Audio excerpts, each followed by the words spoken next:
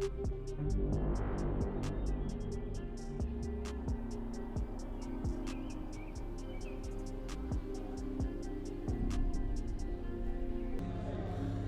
am I? Who am I to the people? I have a kid now, like I said before. Honestly, it's just that fatherhood time. I haven't yet spent much more time with my son as I would want to. And he'll understand that as he gets older. If I can see, how can I change and how can I give my son more knowledge rather than luxury things, then I'm gonna do that. And the take back is really just about inspiring others like we always do, and grabbing everything, becoming a two-time undisputed world champion, breaking history and making more records, doing things that people have yet to see. And I'm just grateful to even be here, honestly.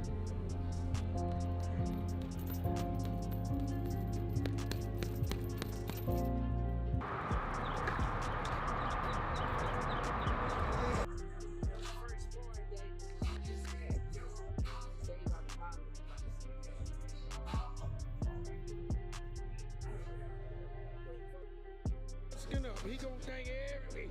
He gonna thank the referee hitting him in that bitch. Champ gonna just be hitting him all day long. Bop, bop, bop.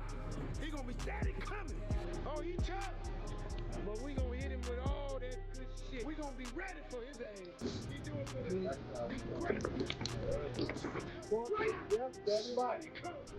Yep, that's that body. July 12th, demolishment. We're gonna demolish it. This guy's way too slow. Sport's too sharp, too fast, too strong. This kid dances in there. This kid does things that that I have ever seen. And it's not because he's my son. Maybe people were like, oh yeah, he has to say those things. That's his son. But, come Saturday night, he's gonna bring excitement. I mean, that was the worst fight that he's ever done. And it was nominated for Fight of the Year on his worst day, because he comes to give it all, to the world, to the people. He's willing to give up his life. I promise you, none of these niggas gonna beat me. None of them. I'm gonna make an example out of Tio. That's the only thing I love. I promise they're gonna be. Alright. Sacrifices, discipline, time away from my family. How you gonna beat me? Ain't no way you can beat me that way, bro. Well, I keep saying I'm the best. Niggas don't want this shit more than me. I know it. I know it.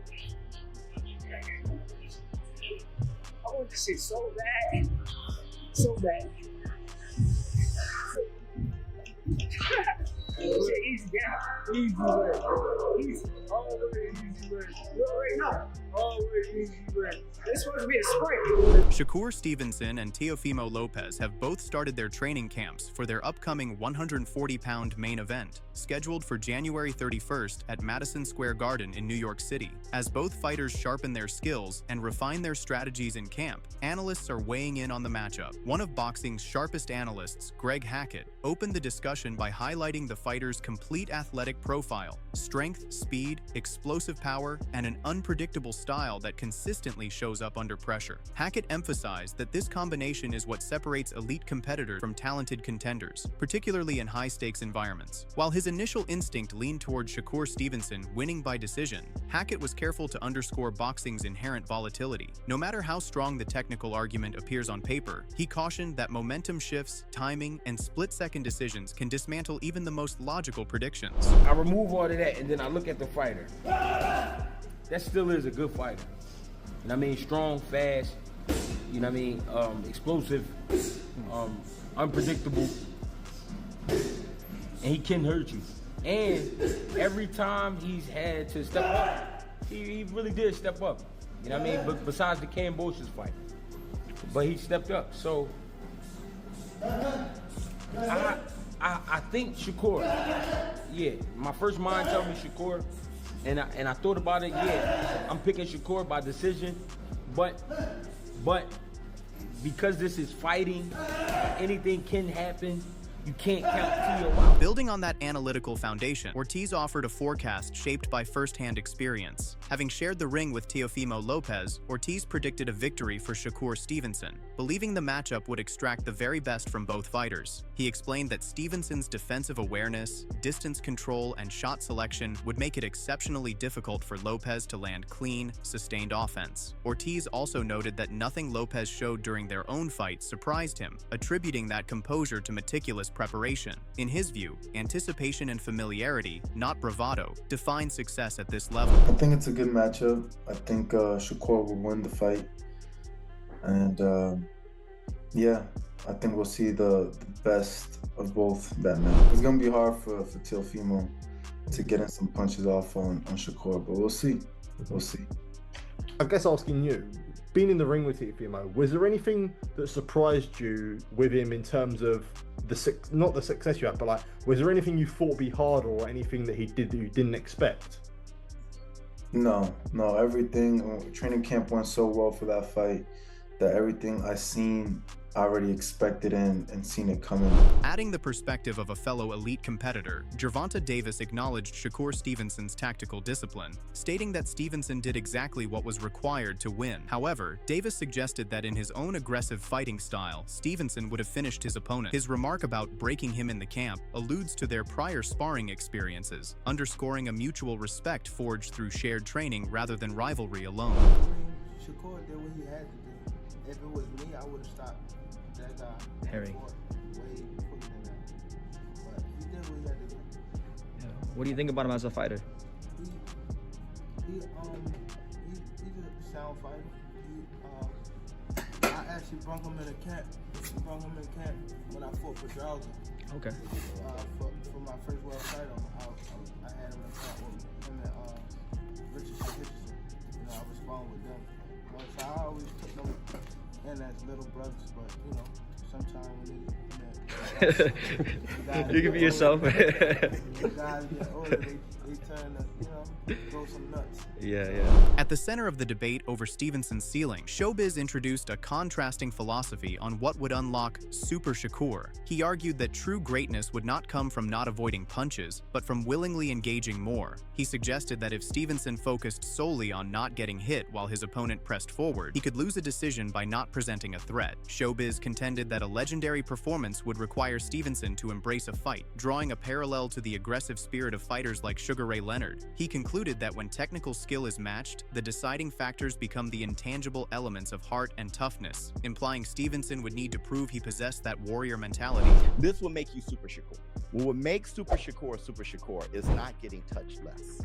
It's getting touched more. If Teo goes Neo and Shakur start trying hard to get punched even less, Neo won because there's no threat back. The judges may be like, yep, Teofimo. Super Shakur gets touched more. Pause. That's that Sugar Abdullah shit against Sandwich Notes. It's once the war breaks, who can thug it out. That's when the fight becomes great. When it's not measured by you being technically quick and sound and skillful. It's once all those things breaks down and that has been matched. And now it's time to compare what can't be measured. And those are the intangibles. Who has more fighting heart?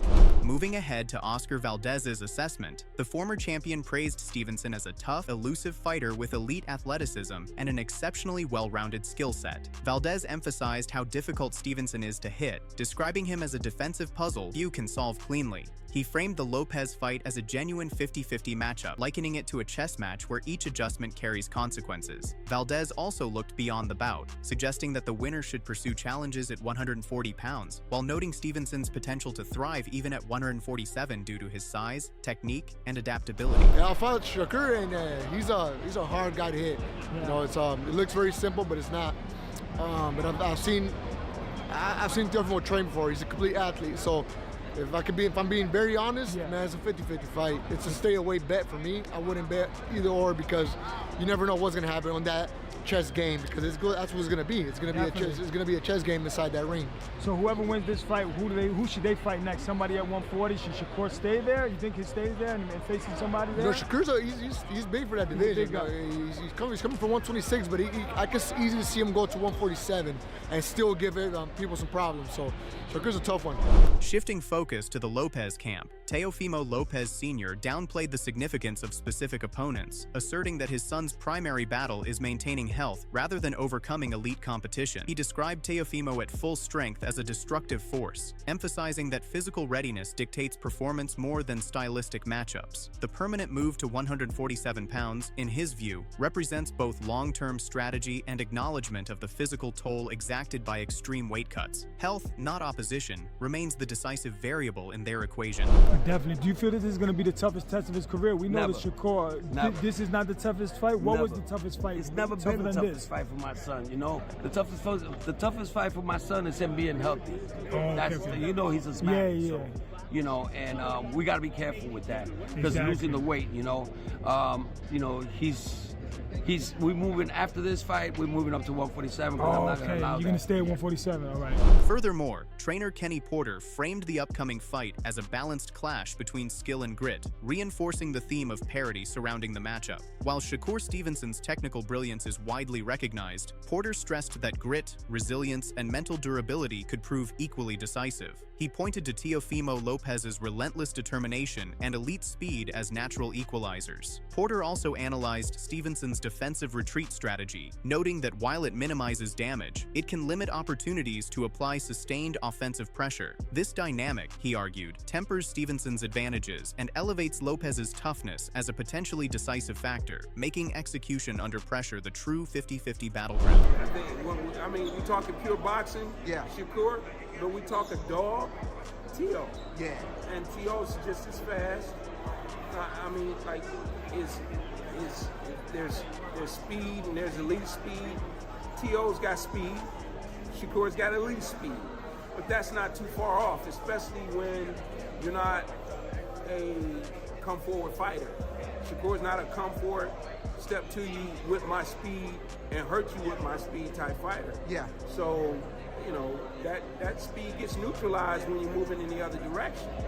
Absolutely. It gets neutralized when you're moving in the other direction. No, it's not 60-40. It's a 50-50 fight. Similarly, Oscar Valdez looked at this fight as a true 50-50 contest, highlighting Lopez's abnormal athleticism alongside Stevenson's elite defensive mastery. Drawing from personal familiarity with both fighters, Valdez maintained a neutral stance while emphasizing their stylistic contrast, Lopez's aggressive offense versus Stevenson's calculated defense. He again framed the bout as a tactical chess match, where adaptability and in-fight adjustments would determine the outcome. The intrigue, he noted, lies precisely in that balance of power, skill, and unpredictability. There's going to be a chess game inside that ring because Teofimo Lopez is a tremendous athlete. I've seen him in person, I've seen him on both eyes, the way he trains, the way his abilities to do different things inside the ring is abnormal.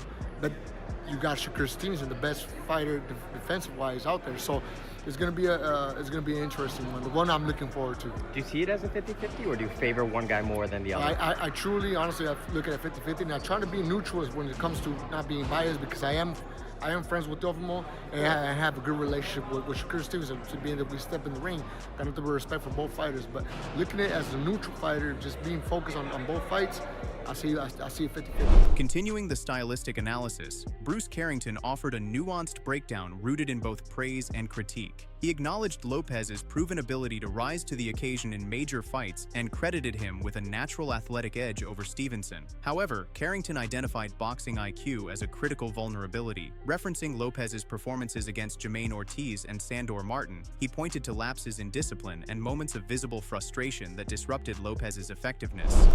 I think Shakur has the advantage because, granted, Teo, he is known as a guy that shows up, went to big fights. I think naturally, athletically, he's more talented than Shakur. But when it comes to the IQ in the boxing style, that's where Teo has a problem. because Teo has fought guys like Jermaine Ortiz and Sandor Martin and shown like real big, lapses in his game, I feel like he can get frustrated. Expanding on his point, Carrington detailed the specific challenges Stevenson presents. He emphasized how difficult Stevenson is to hit, citing his footwork, shoulder roll defense, and ability to control the pace and pick his shots. Carrington conceded that if Teofimo Lopez could replicate the razor-sharp focus and form he showed against Vasily Lomachenko, he would make the fight much tougher for Stevenson. Despite this critical caveat, Carrington's final prediction remained unchanged. He still saw Shakur Stevenson winning the bout. Especially with a guy like Shakur Stevenson, where it's difficult to hit him, let alone he can move on his feet and shoulder roll and pick his shots and slow your pace down, all different type of things. Like, I feel like if Teo can be razor sharp focused as he was against Lomachenko, and if he brings that fight to Shakur Stevenson, I feel that it'll be a tougher fight for sure for Shakur. Not that Teo would win, but it would definitely be a tougher fight. But I still see Shakur winning the fight. Shifting to the perspective of rising contender Manuel Hernandez, the analysis swung decisively in Lopez's favor. Hernandez offered unequivocal support, praising Lopez's physical tools, particularly his speed, timing, and efficient punch selection. He highlighted the effectiveness of Lopez's jab and straight punches as weapons capable of disrupting Stevenson's rhythm. Based on these attributes, Hernandez confidently predicted that Lopez would emerge victorious in the high-stakes encounter. Who do you pick? I gotta go my boy Teo, man. My boy Teo, I feel like he got that way with the win. I feel like he's got that quickness, he's slick, with his jab, with that straight right. I feel like Teo comes out the top. Tactical insight from within Lopez's circle. Coach Sal stressed the critical importance of ring geography. He stated that if Lopez could control the center of the ring and dictate the pace, he would be successful. However, Sal warned that if the fight's tempo became slow and methodical, that scenario would play directly into Shakur Stevenson's hands and lead to a victory for the defensive specialist. And I'm not just speaking because I got a relationship with Teo, but if Teo keeps it in the middle of the ring, he's gonna do his thing. But if he keep it slow and steady, Shakur is gonna win. In a definitive prediction, Brooke Mullins sided with Shakur Stevenson. She recognized Teofimo Lopez's physical gifts of speed and athleticism, but believed Stevenson held a decisive edge in strategy. Mullin was confident that Stevenson's calculated cerebral approach would be capable of neutralizing Lopez's advantages. She did not foresee a stoppage, but rather predicted a masterclass, stating Stevenson would comprehensively outbox Lopez and box his head off in circles. He's going against Teofimo Lopez January 31st. Who you like in that fight? Shakur. Of course. I think Teofimo's fast, he's athletic, but Shakur is definitely way more calculated. And the calculation can stop that speed on any given day, 100%. And he's definitely, I don't think he's gonna necessarily stop Teofimo, but he's gonna box his head off in circles. When pressed for a detailed tactical forecast, Mullin outlined a methodical progression. She envisioned Stevenson using his jab and lateral movement in the early rounds to study Lopez and establish timing. Once that reconnaissance phase concluded, she predicted Stevenson would begin landing right hands and left hooks before transitioning into full combinations. For Mullin, Stevenson's elite defense remained the single most decisive factor, serving as both shield and launchpad for control. Is a stoppage on the table, bro? I don't know. I'm not sure about that. How does Shakur neutralize? Like, what would you do? You got the same style. How would you neutralize Teofimo? Oh, I mean, he's gonna stick that jab out there. That's like what, first 3 rounds, first 2-3 rounds. He's gonna stick that jab out. He's gonna move around. He's gonna figure him out, and then he's gonna start timing him, throwing that right hand, left hook. And putting his combinations together, but I think his defense is going to win this fight 100%. After a wave of external predictions, attention turned inward to Stevenson's camp. His trainer, Rel, reported that preparations were precisely on schedule, with Stevenson looking sharp and focused in sparring. Rel contrasted their approach with the conventional goal of merely surviving 12 rounds. Instead, he explained that their training intensity was designed to make fight night feel effortless. He closed with a confident declaration, asserting that Stevenson would prove himself a serious threat to any opponent in any division.